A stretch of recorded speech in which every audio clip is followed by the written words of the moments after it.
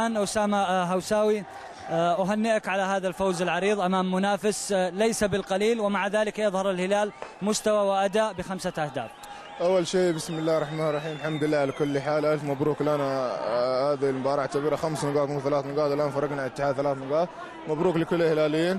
يعني صراحة يعني مباراة يعني لسه ما انتهى الدوري، مباراة في الدوري 3 نقاط لا أكثر، لسه الآن الدور الأول انتهى، باقي لنا الدور الثاني. كل مباراة أهم من المباريات هذه اللي راحت، وإن شاء الله يعني ربنا سبحانه وتعالى إنه يوفقنا فيها بإذن الله. في النتائج الثقيلة دوما نسأل هل هو طرف كان متفوقا فنيا أم الطرف الآخر كان غائبا فنيا؟ والله شوف، بالنسبة للشوط الأول ترى جات فرص لنا وللاتحاد، يعني احنا استغلينا فرصنا وسجلنا.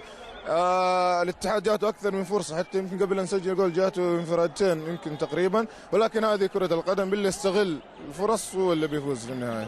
في كرة في الشوط الأول أسامة ينطلق من خط 18 وما يوقف إلا قريب من مبروك زايد، يعني كانت كشف لكل المتابعين بأن هناك مساحات، هناك أيضا انفتاح وعدم خلينا نقول تحفظ من قبل الفريقين. أكيد اللعب كان مفتوح اليوم كله، ما لا تنسى أنها هجمة مرتدة، وهذه كرة قدم، كرة جماعية، الكل يساهم، في النهاية أهم شيء أننا نفوز، وهذا اللي حصل. كل شيء سويته لين وقفت عند مبروك.